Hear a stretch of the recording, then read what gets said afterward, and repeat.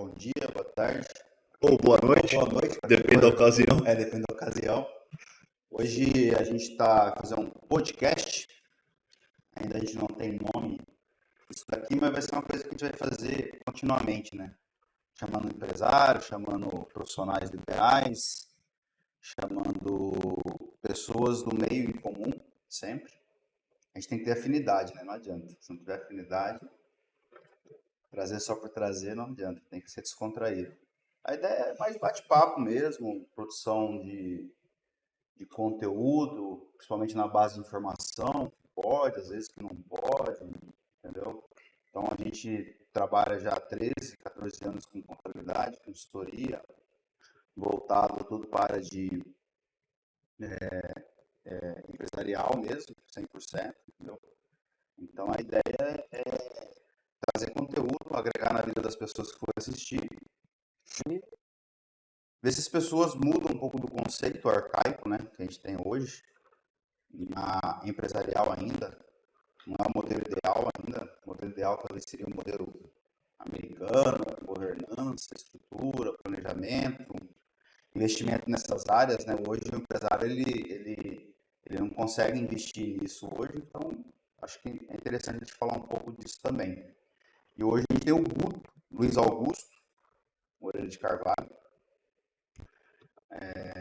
amigo, já tem um tempo, já conheço ele, tem acho que uns 18 anos mais ou menos, desde 2005, 2004, quando a gente fazia balé, quando a gente treinava judô, lá no SESI ainda, né? Lá no SESI. Lá no SESI ficou a Academia Vida Ativa do Sensei Anísio. Hoje ele tem um espaço ali na Rua das Rosas. Então a ideia é trocar conteúdo, trocar informação, falando. O Guto, o Luiz Augusto, além de amigo, ele é um parceiro nosso. Quando tem alguma bronca muito grande e envolve a parte jurídica empresarial, de fato, onde que é a especialização dele, aí ele entra, a gente coloca ele na parada para poder ajudar a resolver. E o problema é que mais tem ultimamente, né? A parte empresarial. Então, eu vou deixar um pouquinho o Guto falar dele, e aí ele basicamente começa a falar alguma coisa, que, alguns problemas que a gente já resolveu junto, etc. Valeu, Jacão. Valeu por ter convidado, mano. E certeza que vai ser um papo da hora.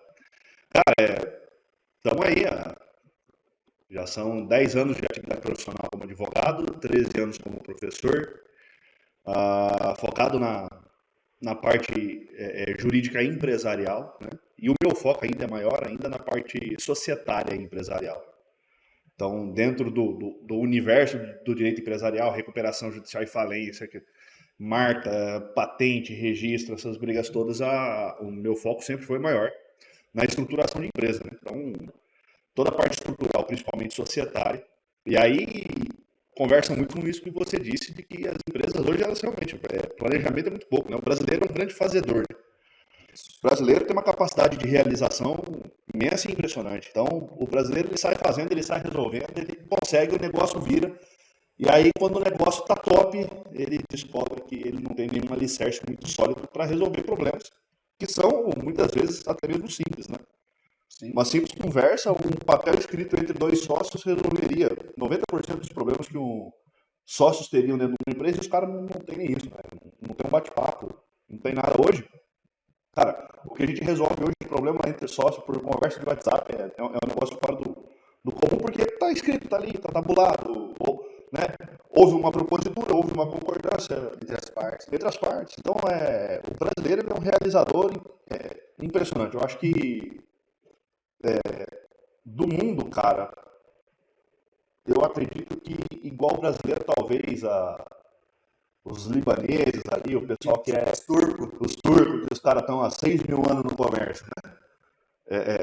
Então a capacidade de realizar, assim, eu acho que o brasileiro é fora do normal, né? Então, além da advocacia, eu tenho também a empresa, a Carvalho Hobby, que é uma empresa de consultoria na área societária, para tudo aquilo que não é específico da advocacia mesmo, né? Então tem muita coisa que a gente faz que não é necessário ter um advogado, os custos de um advogado, os honorários de um advogado. Então a gente também realiza uma série de serviços ali daquilo que é possível, né? Que a lei nos permite fazer, dentro dessa empresa de consultoria. trabalhando essas organizações todas, né? Então hoje o foco nosso é basicamente reestruturação societária, reorganização societária, contrato social. A gente trabalha fortíssimo em contrato social e também na parte de organização patrimonial sucessória, holdings e tudo, né? Então, dentro deste universo, empresa, estruturação de empresa, criação de empresa, organização de empresa, daquilo que nos cabe, é claro, né? Então, tem coisas ali dentro de uma empresa, um planejamento tributário, por exemplo, a minha competência é zero, né? Sim. Então, dentro daquilo que nos cabe ali, a gente consegue realizar um serviço legal. E é uma verdade, né, galera? O problema é que nos move. O problema é que nos move. Segundo meu filho mais velho, o Vitor, que inclusive filho, domingo agora já é teu aniversário, então parabéns, vai fazer 15 anos meu piá. Caralho. Tamo velho, cara, tamo velho. Eu já passei de consumidor para fornecedor já. Então, eu tenho mais 3 filhas depois, né? Então eu sou, né? Então, como o meu próprio filho diz, a minha vida como advogado é basicamente não resolver nenhum dos meus problemas e resolver os problemas de todos os outros. O advogado ele não resolve a vida dele, ele resolve a vida dos outros. Em casa quem manda é a mulher sempre, não é o homem, né? O homem só dá a última palavra, sim, né? Cara, é aquela história, né? Em casa o homem é uma peça, embora necessária, que fique um pouco em silêncio. Não se mete muito, não. Deixa quieto. Não, deixa esse negócio aí. A mulher é mais competente, mas muito mais competente que a gente. Então, tamo aí. Sabe uma coisa que eu queria que você falasse um pouco? Você tem uma vivência familiar muito grande em relação ao seu pai, ao que ele construiu, etc. Queria que você contasse um pouco da história no âmbito assim, organizacional da colonizadora, entendeu?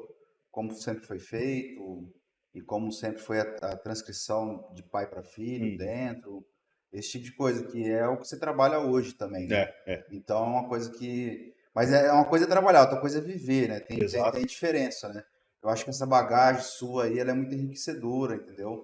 Para todos que vão ouvir mais para frente, entendeu? Porque, né, todo dia que a gente tem um cara que é fundador, neto de um fundador de uma cidade, que hoje é mais de 250 mil habitantes, e que lá tem uma estrutura de governança, de hold, compliance, etc, entendeu? Então eu queria que você abordasse um pouquinho esse tema, entendeu? Show, cara.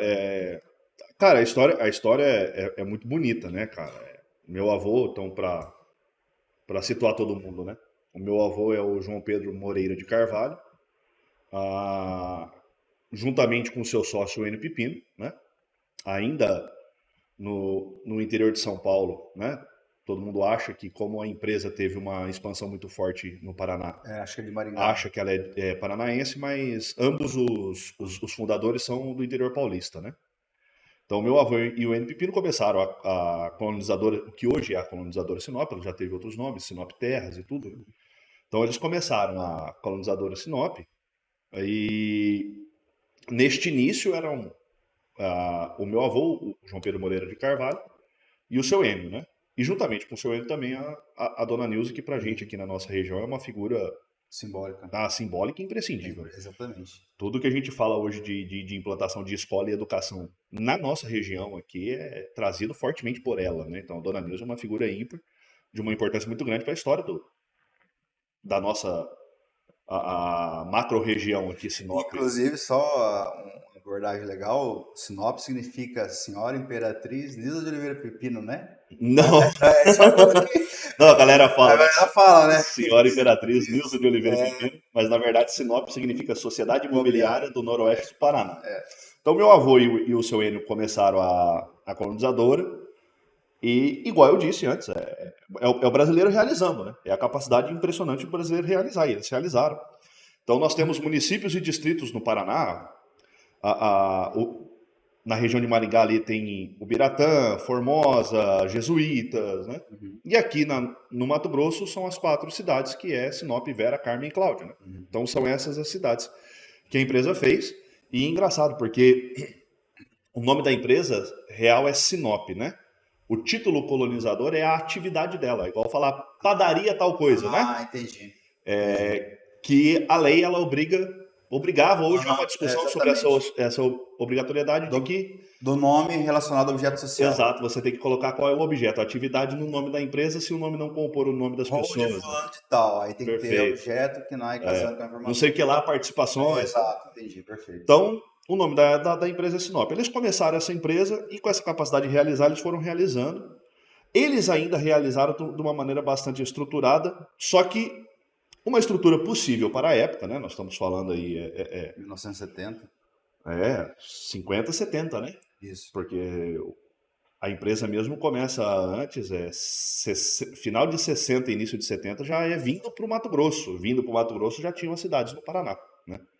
Então, é uma história impressionante e muito bonita. Só que ela não contava com uma finalidade trágica, né? Foi duas tragédias, né? A primeira tragédia foi a queda do avião que a empresa possuía, que ocasionou fatalmente no falecimento da dona Nilza, né? Dona Nilza. Então, e o seu N ainda estava no avião, né? Ele não faleceu, mas a dona Nilza faleceu. E depois, em 1995, né, a empresa tinha os dois sócios, o João Pedro, meu avô, e o N Pepino. O meu avô falece vítima de um câncer, né, eu estava com 11 anos de idade, eu sou de 84. Né, meu avô falece vítima de um câncer, eu me recordo bem, minha mãe me acorda para eu me arrumar e ir para o velório do meu avô, tudo, em Bebedouro, São Paulo, isso. Decorre o velório do meu avô, no meio da tarde mais ou menos o seu Enio chega. Depois do almoço, o seu Enio chega pro velório do meu avô, lá pelas 5 da tarde foi o enterro. O seu Enio foi para o hotel e no início da noite, no hotel, ele falece do infarto. Então a empresa, a colonizadora Sinop, simplesmente perdeu seus dois sócios proprietários, né? Que doideira. Num dia, assim, tá? Se contar, ninguém acredita. Cara. Se contar, parece, não, os caras estão inventando. Exato. Então foi assim. Eu lembro da história, eu só não recordava que era no mesmo dia. Eles Eu achei que era depois de 10, 15 dias, mas no mesmo dia, cara. Foi no mesmo dia, cara. Foi um negócio Parece que tem até uma ligação forte, né? Entendeu? Uma vida junto. Uma né? vida junto, né? E uma amizade muito bonita, uma parceria muito bonita entre os dois, né? O meu avô muitas vezes convivia mais com ele do que com a própria esposa, porque como a sede da empresa na década de 80, 90 era Maringá, meu avô, a família toda residia em Bebedouro, interior de São Paulo, deve dar uns 800 quilômetros de Maringá. Ele ia para Maringá, passava a semana toda lá e depois voltava para Bebedouro. Então ele ficava bastante tempo sem até mesmo a convivência da esposa dele, né? Da minha avó. Então foi uma amizade assim, duradoura e muito de uma parceria muito bonita entre os dois. Então em 95 a empresa perde no mesmo dia os dois chefes.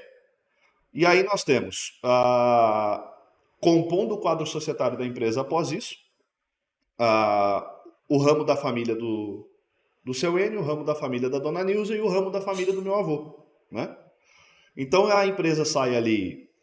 A dona Nilza era sócia ou ela era esposa do... A esposa do seu Enio, e aí por uma condição legal chata pra cacete, que eu não vou explicar aqui, aí por uma condição legal a parte dela fica destacada por ter falecido anteriormente, tem umas regrinhas ali de sucessão que envolvem isso, né? Então, ficou esses três ramos familiares. Galera, o ramo familiar, seu Enio e dona Nilza, é um só, eu vou tratar como dois só para dar uma distinguida, né? Então, de dois sócios, a empresa parte ali automaticamente para pelo menos 2, 4, 5, 9 sócios. Nossa, de 2 vai para 9. De 2 vai para 9. Pelo menos é ímpar, né? Nesse período... se fosse par, dava empate. Dava empate, às vezes, numa decisão, alguma coisa tomar de imediato, eu não quero, aí chega em votação, fica empatado. Quando é ímpar, não tem como dar empate. Né? Aí, o que acontece? Essas famílias vão ter que se organizar. Os meus pais, eles vieram para Sinop por volta de 78, 79, quando eles se casaram. Meu irmão mais velho, que é João Pedro Moreira de Carvalho Neto, nasceu em Sinop em 1980. Posso estar enganado, mas eu acredito pelas mãos do Dr. Cato. Né? Era o Cato, o Odenir e o Dr. Israel. Exatamente. Né? Então, o Odenir que fez o seu? O meu e do meu irmão. Em 84 eu nasci, só que eu só não nasci aqui porque eu sou de Janeiro, meus pais estavam de férias em Bebedouro. Então eu nasci em Bebedouro, eu sou bebedourense, sabe? Coisa linda. Mas os meus pais ficaram aqui até 86, em 86 meus pais se divorciam. Voltam para o interior de São Paulo, né? As famílias amigas ali, todas da mesma cidade, lá de Bebedouro. Meu pai e minha mãe, as famílias eram vizinhos, assim. A casa de um e de outro era separado por uma rua, né? Então era muito próximo, as famílias muito próximas e tudo. E o meu pai ficou afastado de Sinop como residente, ele vinha para cá até que com uma certa frequência, ajudando meu avô, tudo, mas ele ficou afastado de Sinop, de 86 até meados de 98. Em 98 ele começa a vir para cá com mais frequência por uma questão dessa necessidade, dessa organização, né? Os sucessores, seu N, Dona Nilza e João Pedro, né? Eles têm essa necessidade de começar a fazer essa organização. Em 98 meu pai começa a vir para cá com mais frequência, em 99 meu pai vem para Sinop para residir. Em 2000, eu e o meu irmão mais velho, a gente vem para morar com o pai. Tá? Então, assim, eu estava com 16 anos quando eu vim morar aqui em 2000, então a gente viu todo o passo a passo, né, o esforço e sofrimento, e é um sofrimento mesmo muitas vezes, essa organização, porque havia uma lógica de organização da sociedade, né, da colonizadora, em relação aos dois sócios. Uma vida juntos, uma amizade fortíssima, que se transforma numa sociedade ali de 9 pessoas, né, que precisa se reorganizar em cima dessas 9 pessoas. Né? Não tem nenhum cabeça mais para dar uma ordem direta, dar uma, né, empurrar para um caminho. Essas figuras deixaram de Teoricamente, existir. teria que ter as ações coletivas, né? Administrativamente e corporativamente. E por conta da colonizadora ser uma sociedade anônima, Tem mais detalhe. ela é uma sociedade anônima fechada. Então, a sociedade anônima, em regra, ela é administrada por um conselho de administração que estabelece as estratégias, basicamente, e faz ali a observação de números. Seria a espinha dorsal da empresa, de fato. E a administração do dia a dia ela é realizada pelo que é chamado de diretores, né? Que na limitada ganha o nome do administrador, que é o cara que está lá no contrato social como administrador. Né? Nessa época, quem que era o presidente? Era o seu avô e o seu Enio? Então, a SA fechada, ela tem uma condição interessante que ela pode dispensar a existência do conselho de administração. Sim. Então, os dois diretores administradores... Mas o presidente e o diretor não pode ser dispensado, certo? Então, é que tem que ter o diretor com o título de presidente não é obrigatório, né? Você pode ter um diretor executivo, um diretor operacional, um diretor financeiro. Sim. Então, os diretores eram basicamente o seu N, meu avô, eventualmente algum outro diretor ali para um período específico, uma condição específica, né? E todo um quadro de gerência, que a gente tem o histórico seu Uli, né? Que foi o... verdade. O seu Uli foi o gerente aqui da colonizadora Sinop, pô, uma vida, né? Infelizmente já falecido também, um dos pioneiros aqui da cidade, né? Sim. Então, a empresa teve que aprender a se reorganizar, né, cara? Então, foi muita conversa, cara. Deus é bom e as famílias todas são famílias que cresceram também com uma certa proximidade. Então, a relação era muito boa, né? Embora possa ter havido ali um conflito ou outro, é normal, é do negócio, né? Mas as famílias foram se adequando. Então hoje, né, foi criado, como a gente saiu, né, de 2 acionistas para 9 ou mais, né? A empresa voltou a instituir a figura do conselho de administração, né? Então nós temos acionistas no conselho de administração, nós temos acionistas na função da diretoria nossa, que é a função primordial do dia a dia, né? Do realizar efetivamente. O conselho de administração fica muito no mundo do planejamento, né? Ele é um Ele é um estratégico. É um estratégico, exatamente. Ele é um estratégico, né? O diretor é aquele que vai pro hau-hau mesmo. Exato. Dia a dia, conflito direto, Exato. etc. Hoje o nosso diretor, que por conta da organização da empresa a gente usa o título de diretor-presidente, né, que seria o nosso CEO, o nosso diretor executivo é o N. Pepino Sobrinho, né, que é um cara muito competente. Então, a família conseguiu se organizar. Então, primeiro foi isso. Cria o conselho, organiza as diretorias, né, organiza a parte burocrática ali da empresa, ok. Em um segundo momento, houve um outro salto. Aí a empresa começou a buscar essa tecnologia que ela não tinha, né? Então, por exemplo, a entrada no conselho de um conselheiro profissional. É uma pessoa externa, não sócio, né? que tem aí um track record, um histórico de mercado adequado, uma pessoa que manja do assunto, claro, né? Que hoje é o Luiz Marcati, que é um cara excepcional. Então a empresa traz essa tecnologia de pegar um cara que ele é conselheiro de várias outras sociedades anônimas aqui no Brasil, traz ele para dentro, então faz essa organização. Então hoje o conselho de administração não ouve somente os acionistas, nós temos um conselheiro que não é acionista, que é um cara do mercado mesmo, né? Então, as diretorias mais bem divididas, quais são as suas funções, e a empresa começou já a questão de 2, 3 anos, um planejamento e um programa excepcional para treinar a futura geração, né? Entendi. Então, nós já temos aí a futura geração sendo treinada. Então, os filhos dos acionistas que se interessarem, eles são avaliados em relação a qual que é a afinidade mesmo, né? Do que fazer. Do negócio. É o tique, né? Tem gente que tem mais tino para a área comercial, tem gente que tem mais tino para uma área burocrática, né? Então foi feita toda uma avaliação com esses futuros herdeiros, esses sucessores, e eles entraram num programa onde eles desenvolvem já trabalhos para a empresa, né? Ao mesmo tempo que são treinados. É uma organização muito interessante mesmo, né? Muito, muito interessante. Só que assim, eu quero ter esse cuidado aqui de falar que é uma organização que hoje, do tamanho que a empresa está, com a organização anterior que a empresa conseguiu fazer, é uma organização que hoje é possível ser feita, né? Porque a gente sabe que a realidade das empresas no Brasil nem sempre é conseguir tudo isso, né? É uma organização complexa, pesada, é uma organização cara. Porque o empresário sempre ele vai partir para o lado do custo, né? Exato. Quanto vai me custar? Mas ele não olha talvez o benefício que ele vai trazer futuramente. O que ele vai realmente poder usufruir daquela estrutura toda em favor da empresa, da mantença dele no mercado, entendeu? Da prospecção, de entrada de grupos de investidor. Como é que o cara, às vezes o cara pergunta, Thiago, eu preciso trazer um grupo de investidor. Eu falei, então você precisa de uma consultoria, você precisa de governança interna, precisa de uma estrutura. Não é simplesmente chamar um cara de fora. O cara de fora, a ideia dele quando ele entrar, isso aqui já tem que estar pronto. Entendeu? Exato. Senão você não consegue.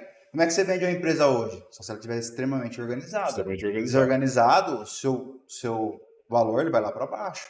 Agora, quando ele está organizado, seu valor, até o ticket médio dele aumenta. Tudo, a questão de EBITDA, a questão até mesmo de valuation, é totalmente diferente. Ter uma estrutura organizada vai aumentar o valuation, porque o cara não vai, quem comprar não vai ter que gastar para organizar. Né? Exatamente. Então isso é levado em consideração. E aí, para fechar, a empresa também começou os seus processos de organização dos núcleos familiares, né? Então aí começam ali as empresas de participação. A ideia é fazer com que aqueles sócios todos que eram pessoas físicas deixem de ser pessoas físicas e tornem-se pessoas jurídicas, né? Certo. Então são outras sociedades sendo donas da colonizadora. Entendi. Até por uma questão de uma organização familiar própria. Então eu vou pegar o meu braço da família, né? Então eu tenho, por exemplo, a tia Lolinha, que é a irmã mais velha do meu pai, e o meu pai. Eu vou usar esses dois como exemplo. A tia Lolinha teve 4 filhos, né? O meu pai 3, o João Pedro, eu e a Poliana. Então, neste cenário, é muito mais fácil ter, né, uma empresa com os 4 filhos da tia Lolinha, né? E uma empresa com os 3 filhos do meu pai. Por quê? Porque não são 4 pessoas conversando com 3 pessoas. Só uma empresa. É uma empresa conversando com outra empresa. Né? Então, você minimiza o desgaste dentro da empresa principal, que é a colonizadora. Né? A partir do momento que você estanca essa dispersão de ações e de gente falando. Né? Embora todo mundo tenha que ser ouvido, a gente tem que entender que algumas pessoas têm que ser ouvidas em algum lugar específico. Né? Sim. Não às vezes não é viável que todo mundo seja ouvido, por exemplo, na Assembleia Geral da empresa que tem que acontecer todo ano. Tá? Até porque eu e o meu primo Serginho, que é filho dessa tia Lolinha, e é um primo muito querido, eu e ele, a gente está contribuindo para dispersar ainda mais. Né? Eu tenho 4 filhos, ele também tem 4 filhos. Entendi. Né? Então, assim, você pega um grupo de 2 que virou 9, que de repente é 80. Exato. Né? Então você estanca isso dentro dessas organizações. Acontece que em 2014 meu pai falece e a gente não tinha essa empresa montada, né? Uma série de circunstâncias ali para montar a empresa, a gente não conseguiu a tempo. A morte do meu pai foi uma morte totalmente inesperada. Ele tinha feito uma bateria de exames, um check-up geral, 4, 5, 6 meses antes. E a gente sai à noite. Eu lembro que você no Josefina. Nós fomos no Eu tava Josefino, perguntando esse do dia lá no Carlão, esporte. do amigo Carlão, cara. Josefino era um lugar Sim. que meu pai adorava. E a gente foi no dia 11 de outubro, porque meu pai já queria à noite dar o presente para as crianças, né? Porque dia 12 seria dia das crianças e também dia de Nossa Senhora. E nós ficamos no Josefino até meia-noite e meia, 1 hora da manhã, fomos para casa, ainda ficamos conversando um pouco no WhatsApp. Fomos dormir por volta das 5h30, 6 horas da manhã. Meu pai teve um AVC fulminante e falece. Né? E a gente não tinha a organização pronta. Né? A gente não tinha a nossa holding, nossa empresa de participações montada. Né? E diante desse cenário começa todos Os os... outros já tinham isso aí pronto? Alguns sim, pouquíssimos, mas alguns já tinham, né? Entendi. A gente tava com um problema sério contábil, porque essas empresas, embora elas tinham que existir, a gente tinha que fazer uma série de adequações Sim, contábeis em relação à própria colonizadora e à vida pessoal sim, sim, sim. desses Equacionar mesmo. equacionar, porque senão você simplesmente faz um movimento contábil, fode a contabilidade, imposto de Exatamente, renda, é. todo mundo vai pro pau, e ainda pode ferrar a colonizadora, porque se você tem divergência de declaração, estourou Exato, tudo, né? sim, sim, sim. E esse é um dos pontos, né? Então acabou que a gente não fez, né? Então aí sofremos todo o período do fora o luto, né? Todo o período de inventário e tudo mais. Então eu vivi os dois lados, né? Eu ajudei, na época eu já fazia essa abertura de empresas para a organização patrimonial e familiar, né? Eu já trabalhava. Meu pai faleceu em 2014 e eu comecei a atuar nessa área com mais força, tendo mais clientes a partir de 2012. Então, há 2 anos eu já tinha experiência, eu já Uhum. sabia como é que funcionava. Só que não deu tempo da gente fazer a nossa, né? Então, assim, Só parece santa de casa não faz é, milagre, né? é, é, é, é, casa de ferreiro nem espeto tem, sabe? É, exato, é. E aí ocorreu. Então eu vivi os dois lados, né? Eu vejo as famílias que se organizam. Infelizmente, eu tenho clientes aonde a primeira geração já começou a falecer, né? Então, eu vejo hoje, falece, todo o procedimento de inventário é um negócio muito tranquilo. A família não tem que ficar correndo louco atrás de documentação porque já está tudo organizado. Exatamente. Então, assim, é aquilo que a gente chama. Tem um professor meu que fala que isso é o luto limpo, né? O cara não precisa se O preocupar com cara a não vai se burocracia, incomodar. ele não precisa se E preocupar hoje com tem nada. até Ele pode empresas, sofrer o luto. hoje tem até empresas que numa transição dessa, ela arca com custo, né? Igual tem seguro para isso, né? Tem, por exemplo, Exato. a Prudential é uma que faz isso. Então, quando vem a faltar um sócio, ela pode tanto liquidar a parte do sócio, ou como colocar um capital de giro para a empresa poder ter um fôlego maior, entendeu? Perfeito. As estratégias para criar uma fonte de receita, né, ou uma entrada de um caixa rápido para a empresa, no caso do falecimento de um sócio, são várias, né? Então, existe aí a Prudential, que é a minha seguradora, né, do meu seguro pessoal, inclusive. É uma empresa super sólida e confiável, né? Com produtos assim que solucionam mesmo a nossa vida, né? Então, o seguro da morte do sócio mesmo, como é que essa empresa vai viver? Como é que, digamos que o sócio, quando morrer, os herdeiros não entrarão na empresa, Sim. né? Então, a empresa vai ter que pagar esses herdeiros. Se os herdeiros não vão ser donos da empresa, eles têm que receber o que lhes é devido e de direito, né? Uhum. Então, como é que a empresa vai ter um caixa para pagar esses herdeiros, Não né? tem como. Não tem como, é uma previsibilidade, inclusive, insustentável para uma Sim. empresa, né? Imagina ela ficar mantendo ali 800, 1,5 milhão de reais no caixa e não tocar nisso, né? É inimaginável um É negócio desse. inimaginável. Então, essas estruturas de seguro, tem empresas que gostam de trabalhar com algo que eles conheçam melhor. Então, tem algumas pessoas que trabalham ali com PGBL, VGBL, para fazer uma cobertura financeira para tampar algum buraco, fechar algum ponto, né? Então, assim, as soluções em relação a isso hoje são, putz, impressionantes, né? É, e eu vou falar uma coisa pra você. Eu não gostaria que minha família passasse por um inventário igual eu passei. Meu pai faleceu em 99. Foi desenrolar, cara, em 2016, 2017. É, Quase 18 anos de inventário. o nosso foi 8 anos de inventário. Isso sem muita confusão, tá? O nosso foi 8 anos de inventário. Porque como esse particular do judicial, se alguém realmente pinar a carroça, né? É. Aí é problema. Não, Aí é centenário. mano, nós temos aí inventários mesmo aqui da cidade que já duram mais de 30 anos, né? Tem inventários da cidade que já duram mais de 30 anos, exatamente por conta dessas discussões, né? Então, a vantagem dessas organizações familiares todas e utilizando as empresas nessa organização é essa, você mata essa discussão, né? Então, a partir do momento que a pessoa falece, Só aquele vai ter sucessor, só as cotas. aquele sucessor, e às vezes as cotas já foram até transmitidas, né, Exato, sim, Fernando? vida. Então, em vida, porque aí Fica até mais fácil. o sócio transmite a cota e segura o usufruto. Então, ele recebe os dividendos daquilo, Isso. ele vota pela força daquela cota, né? Ele manda por aquela cota, embora aquela cota já tenha outro dono, né? Que é um sucessor. Então, acontece que a gente observa que o sucessor acaba ficando ali, basicamente, podendo viver o luto dele, né? Perdeu o ente querido. Então, eu mesmo, meu pai falece, como era dia de Nossa Senhora, né? Meu pai falece, a gente tem ali e isso caiu no domingo ainda, né? Na segunda-feira eu não estava trabalhando, né? Sim. Então, segunda-feira a gente ainda conseguiu se resguardar mais, tudo, só que na terça-feira Não sou chato, não. na terça-feira eu já estava recebendo ligação do banco, né? Porque tinha que resolver as coisas do meu pai. Entendeu? Falou, pô, meu pai acabou de morrer. Falei, a gente sabe, é por isso que a gente tá te ligando. Tem que resolver. Ou seja, não, algum sucessor ou vários sucessores acabam não conseguindo nem tomar aquele tempo para, Sim, para né? respirar, para pensar. Para digerir, né, cara? Uhum. Você perde ali uma pessoa querida Na sua, noite pro dia, né? Você não se prepara, né, na verdade. e no dia seguinte você tá sentado no banco discutindo qual vai ser a taxa de juros, porque tinha um financiamento que tem que ser pago, como é que isso vai entrar, se não vai entrar, ou no inventário. Então, assim, essas organizações todas são boas por conta disso, né? Evitam tudo isso. Porque falece a pessoa, tá? O grosso mesmo, aquilo que realmente importa, está organizado. E sabe o que é interessante? Que a gente está falando de uma empresa grande, né? Empresa que tem um faturamento considerável. Mas essa realidade que você está falando, você traz para uma empresa pequena, que fatura 100 mil por mês, entendeu?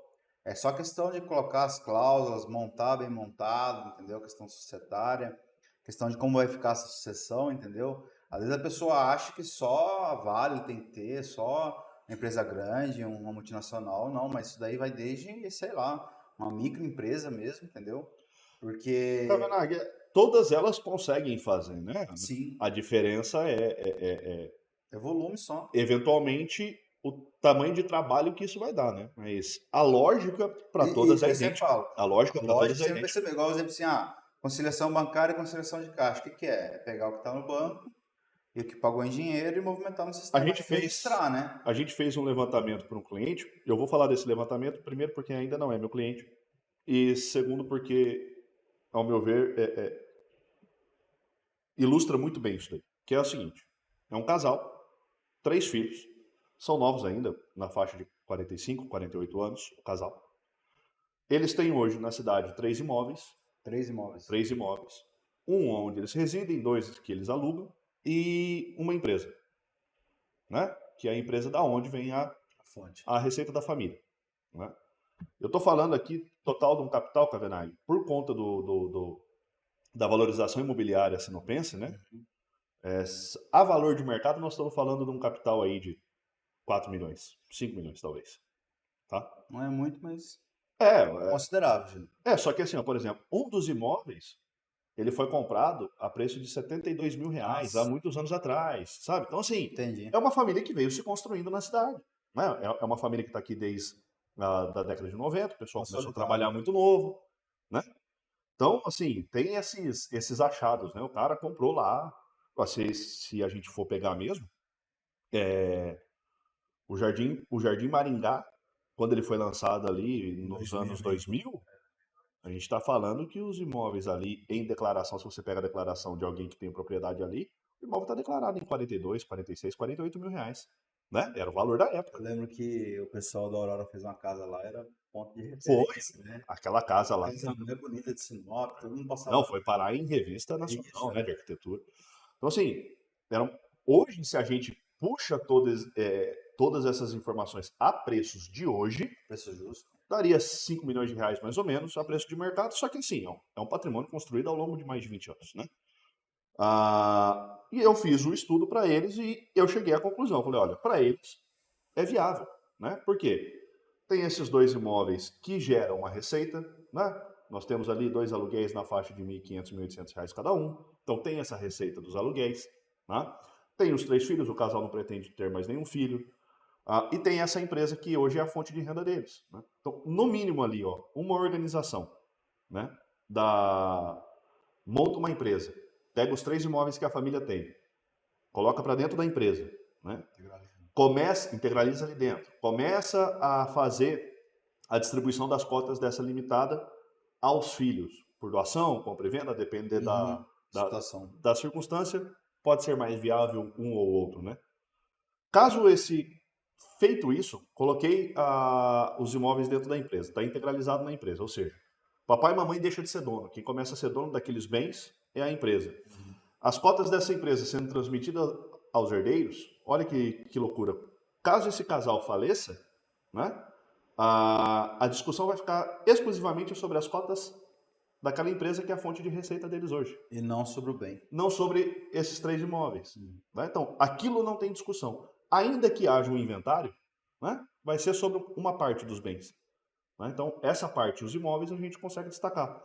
Como existe uma receita, e uma empresa que vai fazer isso precisa ter receita, inclusive quando eu cheguei aqui um pouco atrasado por conta de um cliente que tomou uma notificação agora da Receita Federal porque eles montaram uma empresa, uma holding dessa de organização do patrimônio da família, e a empresa estava há 2 anos sem nenhuma movimentação financeira. Tá? Então, assim, essa empresa, ela é uma empresa, ela tem que ter movimentação financeira. É engraçado. Ela vai ter que ter um contador. Só comentando isso, então, assim, qual que é o problema hoje no Brasil? O cara não caracterizar a operação. Uhum. O cara, ele monta de fachada. Então, tipo assim, ele tem que caracterizar a situação, ele tem que ter alvará, ele tem que ter conta bancária, ele tem que ter movimentação, entendeu? Pode ser uma coisa só lá integralizar o bem, não. Ela tem uma empresa normal, você pode movimentar ela tranquilamente, entendeu? Tem um caso clássico de uma pessoa que tinha uma empresa dessa e ela fez a Unimed dela por essa empresa, né? A Unimed empresarial. Sim. E a empresa ficou um tempão sem movimentação. Um belo dia ela catou o filho estava com alguma coisa, ela foi no hospital para fazer um atendimento para o filho. Não era nada emergencial, ainda bem, mas foi fazer esse atendimento no hospital. Chegou lá, foi passar o cartãozinho da Unimed e deu recusado. Entraram em contato com a Unimed, o contrato tinha sido rescindido porque a Receita deu baixa na empresa por irregularidade. A Receita também tem disso. Tá? Ela dá baixa por irregularidade. Se você não movimentar, ela dá baixa. Ela deu baixa por irregularidade. Essa informação cruzada com a ANS, que é a Agência Nacional de Saúde, que controla os planos de saúde. O banco também, mesma coisa. O contrato foi rescindido. Se você dá baixa hoje, por isso que eu falo, o papel é o inverso. Quando você vai dar baixa na empresa, você tem que quitar financiamento, se tiver baixar banco, exatamente. E aí para depois baixar, porque senão depois baixar a empresa. Senão é o detalhe, depois que você baixou, irmão, acabou. Né? A gente teve um caso aqui que foi feito um abaixo da empresa e o cliente depois se arrependeu. A gente entrou no juiz e tal. O juiz deferiu o processo depois de 1 ano e meio para reativar. A junta não reativou. Também tem esse outro problema, tá? Por mais que um juiz ordena, o cara não vai fazer. E aí?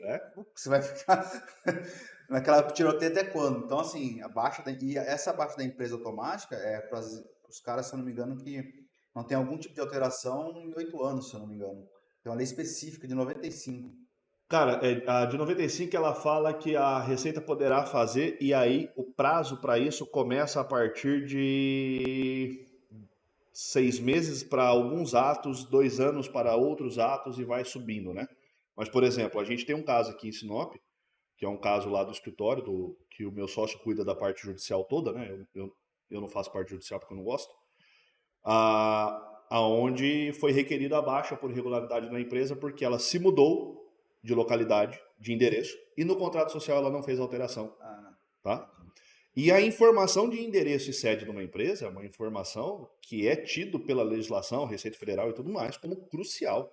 Né? É a forma de você encontrar a empresa. Sim. Você não pode ter uma empresa onde você tenha endereço defasado. Né? E muitas vezes o pessoal faz o quê? Muda, depois vê e esquece de ver. Né? Então, beleza, precisa mudar, seja rápido, muda. Mas vai no contador depois, pede alteração contratual, né? É o mínimo, para atualizar o endereço. Porque assim, esse caso do escritório, o oficial de justiça foi 3 vezes no endereço, constatou que a empresa não estava lá, né? Simplesmente a gente pediu para oficiar a Receita Federal, tá? para informar que o endereço está incorreto, logo a empresa está irregular. E a Receita Federal foi lá e declarou a baixa por irregularidade. E tem uma coisa que o empresariado, eles não têm essa visão, e falta talvez um pouco do contador ajudar, é na evolução patrimonial da empresa, né? Também. O cara tá faturando 10 milhões no mês e o capital social de 10 mil. Ou seja, não condiz nada com nada. Aí você pega o IRPF do cara, tem lá a distribuição de lucro para fazer, nunca foi feito, entendeu? Nunca foi conversado, enfim. Existe assim não sei se é um abismo, né? Os caras criam, né? Mas a evolução patrimonial ela tem que ser constante, ou seja, anualmente você precisa fazer essa questão da evolução do patrimônio, porque você cresceu, entendeu? Até para ficar mais nítido no mercado, com o fornecedor, com o banco, entendeu? Imposto de renda, etc. Perfeito. E às vezes os caras não fazem isso ou, sabe? Um exemplo assim, teve uma empresa que a gente aumentou o capital de 50 mil para 500 mil. Deu uns 6 meses, a mulher ligou me questionando por que aumentou a taxa do conselho. Eu falei, é por causa do valor do capital social. Ah, mas eu vou ter que pagar isso? Eu falei, claro que você vai ter que pagar, você está evoluindo, crescendo. E às vezes ela acha que eu ia ter que pagar porque eu fiz uma cagada, né? Mas não, na verdade, está melhorando o patrimônio dela, ajudando. O custo é imenente. Brasil tudo é custo. Porque assim, o que eu observo hoje na prática é a seguinte circunstância. O capital social, ele, para mim, na prática, tá? Tem as teorias, tem um monte de coisa. Mas na prática, qual que é a grande vantagem de você atualizar o capital social? É numa eventual saída sua da empresa, você não tomar um ferro, né, que começa em 15% do ganho de capital no imposto de renda. Sim. Né? Porque se eu entrei numa empresa com 10 mil reais, sair dessa empresa com 1 milhão de reais, olha o meu ganho de capital. Né? Então, sobre os 990 mil reais vai incidir 15%. Sim. A grande vantagem na prática hoje de você manter um capital social da empresa atualizado é essa, né? Então, se eu entrei com 10 mil, a empresa foi crescendo, eu fui atualizando o capital social com integralizações. Você não precisa nem tentar fazer ajuste no imposto, não. Você vai ali com integralizações, você vai aumentando esse capital social da empresa. Aumentou o capital social da empresa, né? Digamos que eu cheguei até 900 mil reais de capital social. Eu vendi isso e recebi 1 milhão, eu vou pagar imposto sobre 100 mil somente, né? Então, na prática, isso tem um efeito muito grande. Ah, mas eu não penso em sair de uma empresa. Então, aqui, quando você tem sócio, nem sempre você sai. Né? Às vezes você é tirado. Exato, e tem um detalhe, às vezes você quer trazer algum sócio para dentro da empresa, está toda a desatualização societária, capital social, enfim, várias coisas. Cara, Exatamente. Como é que eu vou entrar com 1 milhão se tem 10 mil? Então eu vou ter 99,999% das cotas? Entendeu? Tem um laboratório que a gente fez serviço ano passado de Goiânia.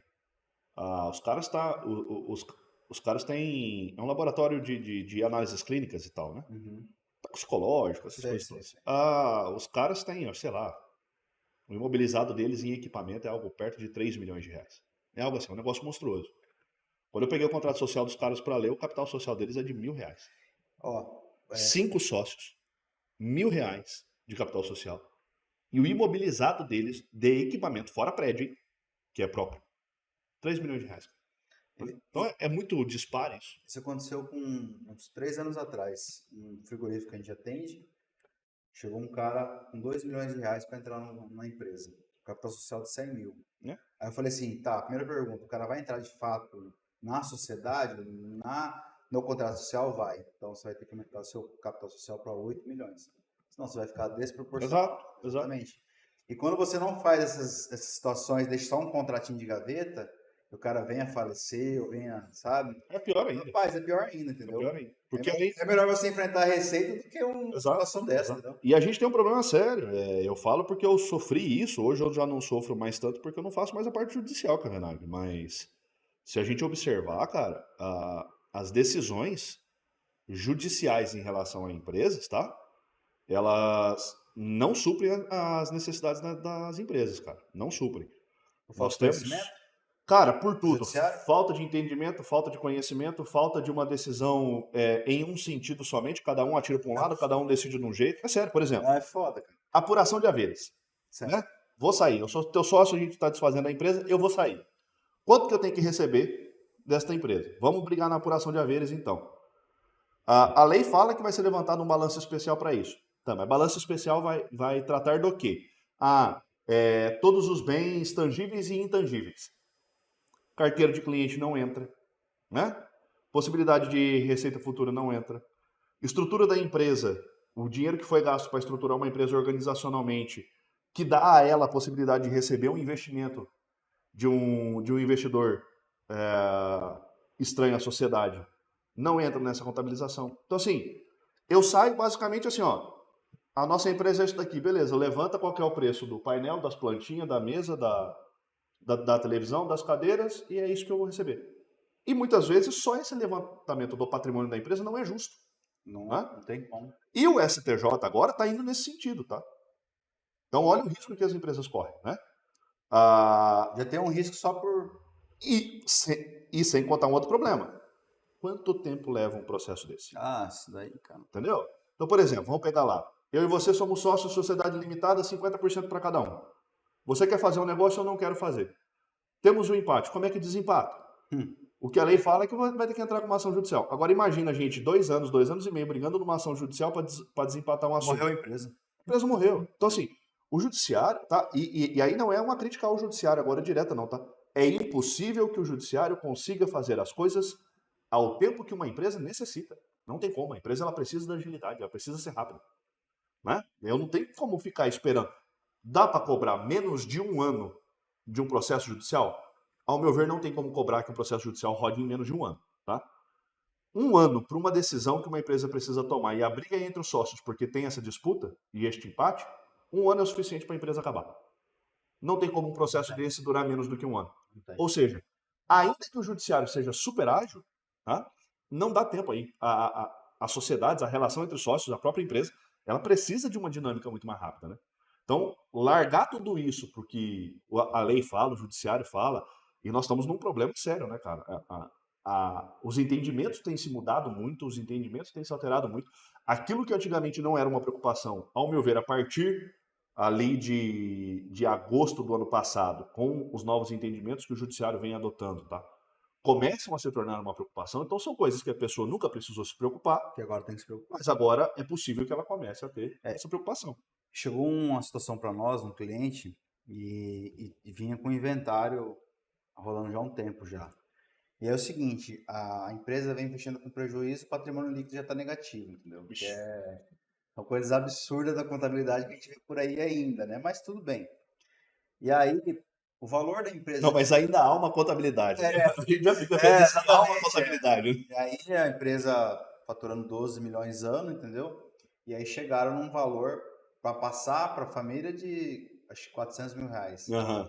Aí a família, não, vale mais. Aí começa a discussão, começa todo esse tratamento, entendeu?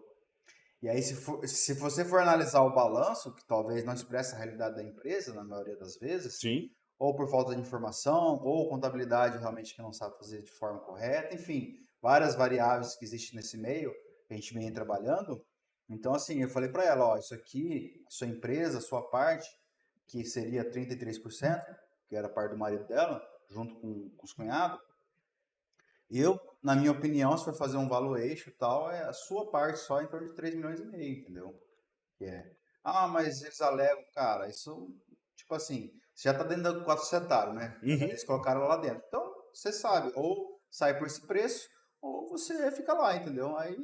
Aí vai de cada um, né? O que não pode, eu sempre falo para os clientes, é que o objetivo social da empresa tem que ser permanecido, entendeu? Exato. Eles não podem desvirtuar isso. Outro... Por questão de conflitos pessoais, de ego e vaidade. E agora eu quero te fazer uma pergunta. E ego e vaidade, você sabe que é uma coisa muito complicada. Não, é o que mais bate, né?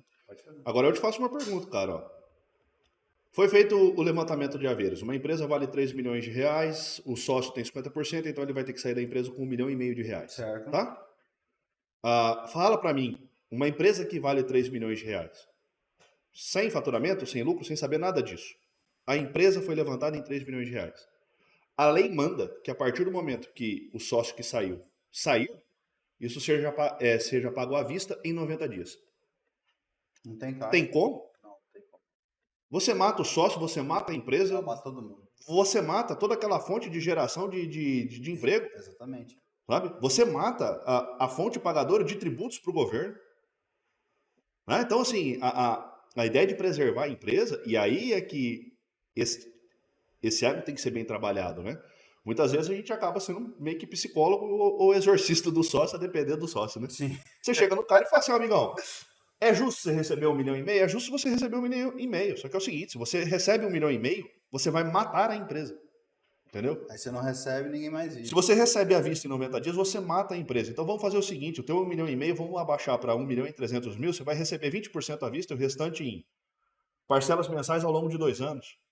A empresa dá uma sofrida, dá uma apertada, mas consegue. Manter. O cara recebe bem próximo daquilo que é justo, ou muitas vezes num Você valor pode colocar realmente até uma justo. correção anual, Faz uma mas tem que correção. fazer uma correção, que é o justo também, entendeu? Agora você imagina, não, larga para a lei resolver. Tudo bem, a lei resolveu. Em 90 dias você paga em dinheiro à vista. Sabe? Aí você tem uma empresa, onde a principal fonte de renda da empresa não é nem prestação de serviço. Empresas de prestação de serviço costumam ter imobilizado muito pequeno. E aí depende muito do sócio ainda, né? Porque é computador, instalação elétrica, ar-condicionado, mesa e cadeira. O cara, quando tem mercadoria, também não vai sair com a mercadoria embora, né? Aí o Ele cara não vai falar, vou tirar essa prateleira aqui e vou levar comigo. Aí o cara tem uma oficina, ele vai ter que começar, ele vai ter que se desfazer de todo o ferramental dele da oficina para conseguir pagar o sócio que saiu, e aí ele não consegue mais trabalhar porque ele não tem mais ferramenta.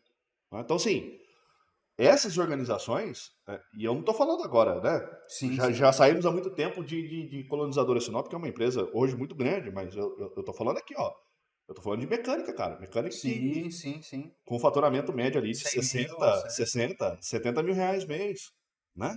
Então, essa galera precisa dessa organização. E dentro das mecânicas, para mim, tem um ponto crucial, que é o fato de que o mecânico, talvez, acho que seja um dos profissionais que consiga ascender para sair de empregado a dono de uma empresa, talvez mais rápido. Porque o cara vai se qualificando, o cara é bom, o cara gosta daquilo, o cara tem vontade de trabalhar. Então o cara bate 10, 11 horas trabalhadas no dia, fácil, né? Para ali, toma um café, come um pão e regaça. Nem Covid pega o cara. Nem Covid pega porque o Covid foge. Um cara desse, às vezes, em muito pouco tempo, ele se torna um empregado muito caro, um empregado que nenhuma oficina consiga ter. Exato. Né? Como seu empregado. Aí esse cara vira sócio.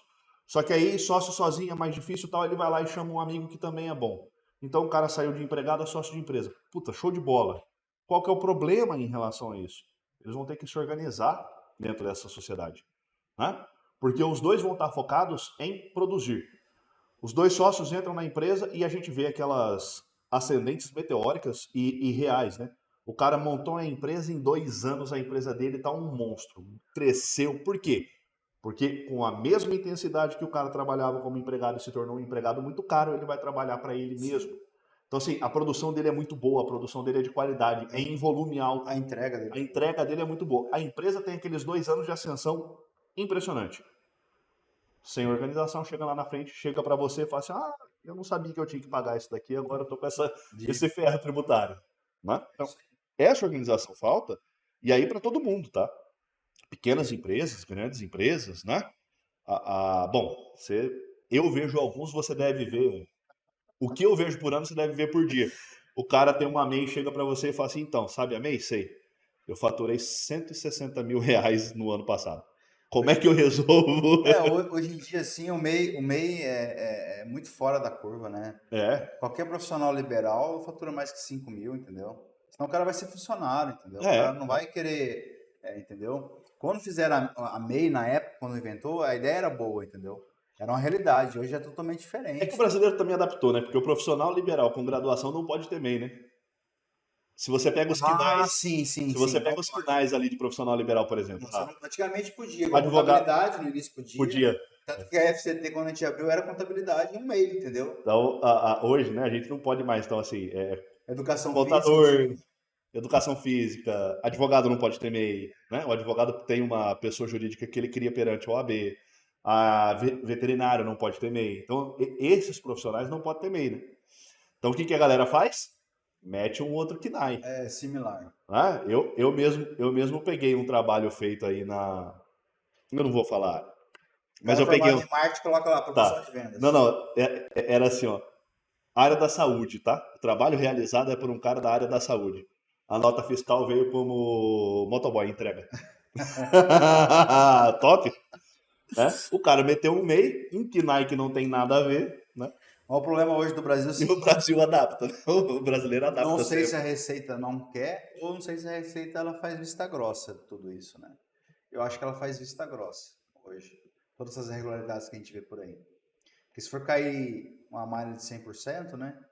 Basicamente, todos esses caras vão pro espeto. Simples, MEI, entendeu? Talvez um presumido ou outro, vai ter bastante. Até mesmo lucro real, às vezes. Sim, sim, sim. Então, assim, eu acho que a Receita ela faz vista grossa, entendeu?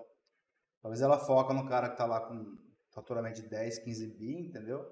O cara que vai um MEI, ela não vai querer fiscalizar. O que vem muito hoje é a notificação automática, né? É. Ah, pega um registro, se eu não me engano, do banco, chama DIMP. O banco manda para a Receita ou para a Cefaz, dispara as notificações pedindo educadamente para regularizar. Ela não aplica Não é nem nenhuma cobrança, nem multa, nem nada, né? porque assim, tecnicamente falando, ela pode aplicar uma multa de 155% ou 250% do valor. Sim. Então ela vai e faz o quê? Não, meu irmão, Comissão de receita. você fala assim, não, meu irmão, é o seguinte, você teve movimentação de cartão de 10 mil e faturou 1.000. Vai lá na PGDAs lá e declara a diferença para nós, lá e tá tudo certo, entendeu? Então, nessa pandemia, o que a gente viu, devido à inflação, esses mercados faturando 200 mil, passar 400 mil. Uhum. Só que com a margem que era 15, passar para 7, entendeu? E não conseguir pagar o imposto. Aí os caras vão para sonegação. O que teve de empresa aí de faturamento de 300 a 600 mil caiu e que amanheceu com 500, 600 mil de dívida, foi assim, ó. Não, acontece. Mas eu acho até, Kavenag, que muitas vezes não é nem que faz vista grossa. Eu acho que talvez até uma impossibilidade técnica mesmo, né? Pode Porque ser. é uma quantidade de informação gigantesca a ser tratada. Então, eles tratam aquilo aonde o impacto é maior, né? Tipo, se você tem ah, dois bens, dois imóveis para você cuidar, e você observa que você só vai cuidar bem de verdade mesmo, né? De um deles, né, você vai escolher aquele que vai te dar a maior renda, né? Então, eu acho que muitas vezes a receita, ela talvez não vá tão incisivamente em cima de todos esses pequenos detalhes por uma incapacidade. Ou ela fica olhando, perdendo tempo com isso, né? Uhum. Com esses pequenos movimentos, ou com os grandes movimentos. Porque você imagina, tanto, vamos pegar uma empresa aqui da nossa cidade. Imagina o tanto de informação financeira e contábil que o Machado não gera por dia, Nossa, muito. entendeu? Então, Coisa de milhões. toda hora compra, toda hora compra, toda hora compra, compra, compra, compra. Às vezes com CPF, às vezes ao consumidor, às vezes com... Aí você imagina todo esse volume de informação ser tratado aí pelas receitas, tanto municipal, estadual, federal, né? Muitas vezes é capaz até que a gente tenha uma impossibilidade técnica mesmo, né? Os computadores não dão conta disso, né? Nós não temos um sistema que suporte esse volume de informação, nós não temos um hardware, né? Um equipamento que suporte tudo isso, né? Então, e se eu não me engano, pelo menos era ali em meados de 2011, até meados de 2011, o computador, né, a estrutura de informática mais cara montada no Brasil tinha sido o da Receita Federal, né? Ah, sim, Então, certeza. e ainda assim eu acredito que talvez eles não consigam tratar tudo, né? Eu não tenho essa nova modalidade. Hoje é bits, né? Mas vai É, ser quântico daqui uns anos é. ainda, né? Então, nós aqui sofremos bastante com processamento de dados, que é isso mesmo. Não consegue Vocês processar assim, quero importar, sei lá, uma pancada, sei lá, 1 milhão de notas. Você não consegue. não conseguem, não Você faz. tem que fracionar em 50 e 50, por exemplo. Às vezes a própria internet não comporta esse Não, volume. e as integrações, elas não. Você pode até colocar integração automática. Enviou Uhum. lá, vai para cá, mas você vai ter que morrer na auditoria ainda, porque não é 100% confiável. As conciliações, às vezes, elas podem dar alguma Exatamente. falha, né? Pode ter, Acontece. de 1 milhão de notas, teve 10 notas que não foram escrituradas, por exemplo. Porque isso aí é comum, entendeu? Sim, sim. Não é normal, mas é comum acontecer em operações grandes, entendeu? Então, essa auditoria, mais ou menos, de nota, até é engraçado que o Excel, antigamente, era até 65 mil linhas, né? Uhum. Hoje ele passa de milhões de linhas, entendeu? Então, a gente pega para fazer auditoria, talvez, de uma farmácia, uma farmácia ali, acho que gera por mês 300 mil XML. Então, se auditar isso, cara, é assim, você tem que ter ferramenta, tem que ter investimento. Eu lembro de você falando de uma auditoria dessas. Parece que o computador passou. 2 dias e pouco. Ele foi aquela que a gente fez lá da mulher lá, É, deu né? problema. Ele passou, a gente planilhou todo o movimento dela em Excel, Uhum. colocou o débito e crédito certinho, fez os ajustes, conforme ela mandou, a gente, né, estruturou. Quando foi imputar no sistema, a gente não tinha ninguém usando o sistema, foi no final de semana. Acho que a gente botou no sábado, meio-dia, e foi terminar domingo, acho que 8 da noite de É, você imputar. imagina. Um Entendeu? computador rodando linha de númerozinho, né? Exatamente, é. E Eu leva acho que tudo foi isso de tempo. 3 milhões de linha que ele importou. É, cara, você Eu imagina. achei porque assim, ó, qual que era o meu receio? Ou vai rachar o banco no meio, o banco da empresa, entendeu? Essa era a possibilidade, que a gente tinha conversado com o pessoal do sistema, como tinha backup já, agora a coisa restaura e sobe, né? Uhum. Ou vai dar certo, e deu certo, entendeu? Então, aí você pega, como é que a Receita cuida? Isso de uma empresa. É, de uma empresa. E aí a Receita está cuidando desse mesmo número de informação desta empresa e de todas as outras. Exatamente, engraçado, a pessoa faturou 300 milhões, mas movimentou 1 bilhão, entendeu? É, Financeiro. Então, é muita informação. cara, então Você não. casar a informação, você registrar ela, porque o fato da contabilidade não é o documento, é o registro da informação, entendeu? Sim. Tem nota ou não tem? Isso é fiscal, é um outro departamento. Mas o fato contábil você tem que registrar. E qual que é o erro mais comum que teus clientes cometem?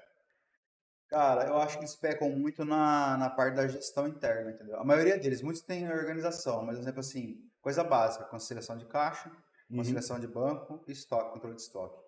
A maioria deles não tem, entendeu? Não é realidade. Não fazem. Se tentam fazer, não faz da maneira certa, mas a maioria, você pegar mercadinho que fatura 300 mil de bairro, o cara não faz isso, entendeu? O sistema ali é só enfeite, né? Porque ele não é Exatamente. Aí a alimentado, né? contabilidade, ela supre um déficit, né? E como é que funciona hoje? Hoje você consegue oferecer um BPO financeiro pro cara, entendeu? Fazer a parte da conciliação dele na contabilidade tranquilamente. E a parte de estoque a gente pega pelo cadastro do produto interno dele. Então ele entra naquele cadastro e sai naquele cadastro, entendeu? Uhum. Então você consegue ter uma estimativa do estoque. É claro que não é 100%, mas é bem próximo da realidade. Mas isso com a ajuda da tecnologia. Manualmente você não consegue, entendeu? Então, assim, já deveria vir tudo pronto dele, isso mastigado, entendeu? A gente tem que realmente refazer o processo aqui para poder Que fazer seria acontecer. basicamente o cara alimentar um sistema de maneira Exatamente. adequada, É. né? A organização dele interna, eu sempre falo, Uhum. é independente do regime tributário, eu sempre falo. Assim, porque Ele tem que ter controle financeiro, controle de estoque, venda, marketing, enfim, tem que ter bastante coisa. ainda que a empresa esteja no Simples, ela tem os livros fiscais dela que são obrigatórios e vai É, a precisar me- dessas é informações. é o mesmo nível fiscal da empresa grande. O que Exato. difere é as entregas acessórias só. Perfeito. Mas a contabilidade em si, a regra é uma só: é contabilizar disponíveis, que é Uhum. banco e caixa. Aí você pega aquelas coisas maravilhosas que o cara comprou a vida inteira com nota e sempre vendeu sem nota. Aí você vai lá, fornecedor, estoque, tudo Aí arregaçado. você vai olhar o estoque do cara, o cara tá com 1 milha de estoque Tá com lá. o estoque daqui em Sorriso, entendeu? Aí o cara tem um mercado, tem 6 milhões de arroz, entendeu? Mas assim, infelizmente é a realidade, entendeu? Mas qual que é a vantagem, talvez? Quando as empresas migram do regime tributário, é você acertar tudo isso pro cara, entendeu? Ah, Dentro, sim, dentro sim. da contabilidade, dos padrões da contabilidade, baseado em CPC, enfim, o que manda realmente, entendeu? Naquela migração Do do simples, Simples. exatamente. Ali é a oportunidade de você regularizar a sua vida, entendeu? Uhum. Aí, mas assim, é engraçado, a contabilidade, cara, ela não mente, tá? Não Ah, tem pode crer. como. Os números, eles falam por si sempre, entendeu? Quem mente somos nós, os advogados. É, aí o que acontece? Se o cara comprar e pagar a mais, ou seja, ele comprou meia nota, ele comprou coisa sem Uhum. nota, entendeu? E venda também, mesma coisa. Se ele vender a mais e não emitir nota, vai aparecer, vai transparecer. Não tem como não transparecer isso. Até Uhum. porque o dinheiro acabou praticamente. É tudo Pix ou transferência, ou boleto, entendeu? Então o cara vai movimentar o banco, entendeu? Então, assim, não tem como o E a cara informação está hoje toda lá tá dentro. toda lá. A não ser, o único motivo que teria, assim, compra, paga em dinheiro e recebe em dinheiro. Que isso basicamente, você pega um faturamento de um cara aí de 1 milhão, talvez aí é 20 mil, 30 mil no mês. Ah, se der, né, Se cara? der, não, você pega a empresa faturando 1 milhão, farmácia aí, disponível de caixa ali talvez é 6, 7 mil reais só. Sim, É porque. muito pouco, entendeu? Não compete, antigamente os caras faziam engenharia para sonegar, né? Isso, se o cara fizer hoje, nem vale a pena, porque a economia que talvez teria da sonegação é muito pouco. E a elisão fiscal, ela trata isso, é você trabalhar 100% na legalidade, usando a contabilidade e o próprio fisco, né? Sim, sim, Porque sim. se o fisco ele te dá uma isenção, te dá um benefício, às vezes é só você adequar e usar aquilo ali. Sim. Porque a maioria falta informação, entendeu? Dentro da área da organização das empresas familiares e do patrimônio das empresas, a gente discute muito isso, que é um negócio chamado abuso da organização tributária, tá? Que, inclusive, tem decisão do STF falando assim, olha, existe uma organização tributária passível que você use, né? Buscando uma melhor adequação de tributos, pagando menos e tudo mais, né? Às vezes você não paga nem menos, você paga de uma forma melhor, né? Então, eventualmente, ali, por exemplo, só para dar um exemplo, o ITCD no estado de São Paulo, que são 4%, no máximo, no Mato Grosso são 8%, em São Paulo são 4%, né? O ITCD lá em São Paulo são 4%. Em caso de uma doação, né, com reserva de usufruto na doação, então eu vou doar o meu imóvel para você, mas vou reservar o usufruto para mim. Certo. Eu vou pagar a metade desses 4%. Né? Eu vou pagar os 2%. O restante eu pago após a extinção do usufruto que vai acontecer com a minha morte. Entendeu? Sim, sim, sim, Então, sim. assim, às vezes você não está reduzindo o tributo, você está organizando uma melhor forma de pagar o tributo, né? Exatamente. Ao invés de pagar tudo agora, eu pago agora e não lá na puta que eu pariu. Então, e o STF já falou, olha, você organizar a tributação, né, para pagar melhor ou pagar até menos não é um problema. O problema é um abuso. E aí entra aquelas coisas malucas. Dos caras fazerem uma empresa e deixar essa empresa sem movimento, por exemplo. Ou então, essa eu vi, eu achei, sei lá. Bizarro. Ah, não, bizarro é pouco, porra. Bizarro é pouco. Olha o que o cara faz. O cara pegou. A família tinha uma casa, o cara pegou uma empresa, tá? Colocou a casa integralizada na empresa. Só que aí tem um problema. Se essa empresa, com integralização do imóvel, explorar esse imóvel, a atividade é a exploração de imóvel próprio. Sim. Este CNAE específico, ele não admite o Simples Nacional. Tem que ir para o lucro presumido. Ah, Olha a loucura que os caras fizeram. Montaram uma outra empresa, tá? Para fazer a locação desta casa. Só que essa empresa aqui, ela não é uma imobiliária que ela vai trabalhar a locação, receber um percentualzinho dela, 10, 11, sim. 12%, e repassar o valor do aluguel para a dona do imóvel. Essa empresa aqui vai ficar com 100% da tributação, ou 100% do faturamento. O imóvel não é dela e ela está ficando com 100% do aluguel do imóvel. Entendi. Entendeu? Cara, isso é um abuso da forma da organização tributária. A Receita Federal olhou e falou assim: se você ficou com o imóvel, tributariamente eu entendo que você está fazendo aluguel de imóvel próprio. Então toma aqui e paga os últimos 3 anos. Com multa, aí entrou 50% de multa, virou regaço. Então, assim, cara, dói pagar aqui no lucro presumido? Dói, ok, eu sei disso, cara. Só que assim, ó, isso vai te trazer um benefício, né? Que seja a doação disso para os seus filhos e não ter que pagar o ITCD depois. Sim. Né? Pega ali, ô Cavenaghi. A valor de mercado, 8% é o ITCD do Mato Grosso. É muita coisa.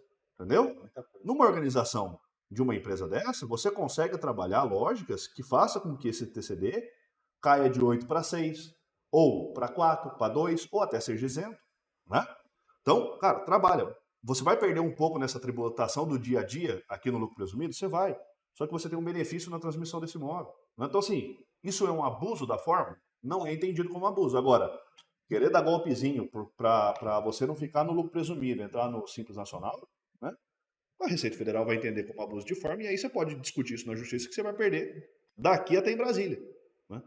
Então, a elisão fiscal, que é essa organização, ela é necessária. Né? O duro é que a galera quer abusar. Né? Ou então o cliente vira para você, só que se eu sonegar, sai mais barato ainda. Aí eu falo pro cara, meu amigo, contra a morte, contra a sonegação, ninguém vence. Né? Só Jesus. Né? Então, essa é boa. Contra a morte, contra a sonegação, ninguém vence. Tem alguma organização tributária tua que Não. vence a sonegação? Não tem. Não, cara, não vence, nem a minha. O que eu faço também não vence a sonegação. Né? Exato. Eu acho que a maioria do empresariado, ele não olha o negócio como um todo, né? Ele olha só mais focado nele ali no dia a dia, né? Ele não fala assim, estou impactando quantas mil pessoas, talvez, com o meu negócio. Exatamente. E aí você pega, por exemplo, eu acho que a Receita Federal teve uma sacada. Estava conversando com um colega que que ele atua muito forte em relação a disputas da Receita Federal especificamente, processos administrativos e judiciais disso. E ele me chamou a atenção para um negócio que eu não tinha parado para pensar. Porque agora o sistema da Receita Federal na declaração de imposto de renda, ele tem aquela opção de você fazer preenchimento automático, sim, o que ECAD, ele importa. ele já importa as retenções. É até Exatamente. mais fácil. É até mais fácil. Ele falou assim, o que está tendo de cliente meu caindo nisso, que ao invés do cara ter o trabalho de fazer um levantamento e lançar a informação, ele está só importando a informação, ou a galera, na preguiça de ter um pouco de trabalho, Sim. fica importando a informação de qualquer jeito. Às vezes a informação não vem da maneira que deveria ter vindo, cara. Sim. Ele falou que ele está tendo um rombo atrás do outro. Então, assim, a Receita Federal, ela tá querendo pegar todo mundo e ela vai E pegar. não tá demorando pra cair na malha não, tá? É coisa de dias, tá? Depois declarou errado. Ah, não tá, o fisioterapeuta amigo meu, aqui de Sorriso. O... Como é que foi? O cliente dele declarou na Receita Federal, na declaração, o atendimento que teve com o fisioterapeuta por ser de saúde e ter aquele abatimento, né? Sim. O benefício tributário ali na Receita Federal. E esse cliente, ele esqueceu de declarar na dele. Pronto, deu malha. Porque um declarou, o outro não. A hora que foi confrontar o dado, falou, opa, tá faltando uma informação. Como é que esse daqui me junta uma nota fiscal e esse daqui não me junta? E era nota fiscal, serviço por dentro, tudo certinho, contabilizado, ok. Só falta Esqueceu mesmo, foi um erro, né? Então, assim, um cliente, eu acho que a clínica dele ali em Sorriso deve atender algo em torno de 300, 400 clientes mês. Né? Então, um cliente só. Ah, malha fina já. Você escuta, ajusta esse negócio aqui que tem alguma informação tá errada. E é muito mais difícil o cliente, em termos de organização, controlar o não fiscal e o fiscal. É melhor ele controlar sempre uma situação só, entendeu? É muito mais prático, muito mais fácil. Até para você fazer uma auditoria depois você consegue. Quando você tem... Quantas pessoas já me pediram para fazer auditoria, eu não pego para fazer. Porque não tem como, né? Não tem como, entendeu? Você não tem... A informação não é segura. Não tem a consolidação, entendeu, da informação. Né? A informação não é segura. Eu lembro de você, logo quando a gente começou as nossas parcerias, você falando. Eu vou dar um exemplo aqui de uma atividade, materiais de construção. Os caras chegavam a rodar com 2, 3 sistemas dentro, né? Ah, sim. Um era o sistema por dentro, o outro era o sistema por fora, e um terceiro sistema até que fazia um controle diferencial ali de estoque, alguma coisa do tipo. Tem um problema maior, né? Os caras montam 3, 4 empresas do Simples achando que tá fazendo economia tributária Exato, também. exato. Isso aí é outra aberração, né, cara? Quando o cara fala, não, tem 5 empresas do Simples, o nome do pai, o nome do filho. Aqui na região ainda existe, mas você quer ver pro Nordeste isso. Não, aumenta muito, aumenta muito. Eu fui no Nordeste, o cara tinha 20 farmácias, tudo em nome de terceiro. Aí falece Só alguém. se der um peido num, aí tá enrolado. Ah, não, porque são pessoas de confiança. Eu falei, tá bom. Então. E agora a Receita tá com requintes desde já do ano de 2020, que começou a estourar. A Receita agora está com requintes de crueldade quando é usado o sócio laranja. Ah, é? Tá, Tem que ser, né? Eles estão indo derrubando todo mundo, cara. Eles estão indo derrubando todo mundo. Todo mundo. Entendeu? Então eles derrubam laranja, pega o cara ali pelas remessas financeiras, identifica por volume, né? Sim, sim. Quem que é, na prática, o proprietário daquela empresa, e eles saem derrubando a galera. Mas isso é fácil, ó. O problema não tá na greve, o problema tá nas pequenas. Claro, O problema tá organizado, já tá tudo certo, o cara não consegue. Sim. O problema é os pequenos. É quem passa desapercebido. Exatamente, Né? Por hora, né? E cai naquela sistemática, 5 anos, né? Ah, se der 5 anos, eu tô no limbo, né? Cara. Eu tô tranquilo, né? Então ele fica rezando sempre 5 anos pra cair em malha. Mas, Guto, eu acho que seria isso. Acho que um papo bacana, entendeu? Ah, massa demais, mano. Temos que fazer isso mais vezes. A gente quase não gosta, né? A gente já resolveu bastante problema de outras empresas através da advocacia, através da parceria. E sempre vai surgir, entendeu? Cara, o advogado é um mal necessário, né? Acho que o advogado ele tem que atender o direito, né? Da pessoa, tanto empresarial como física, né? Exatamente. Eu acho que sempre foi uma grande vantagem que inclusive impulsionou muito a nossa parceria foi o fato de que a gente sempre entendeu que existe algo a ser feito Só que também existe um universo daquilo que é possível ser feito, né? Então, tanto no direito quanto na contabilidade, tem coisas que você até conseguiria fazer, mas se você realmente coloca aquilo na prática e executa, a empresa pode acabar tornando-se inviável, né? Sim. Então, essa visão que a gente sempre teve, que é de proteger a empresa, entender que a empresa tem que funcionar, né?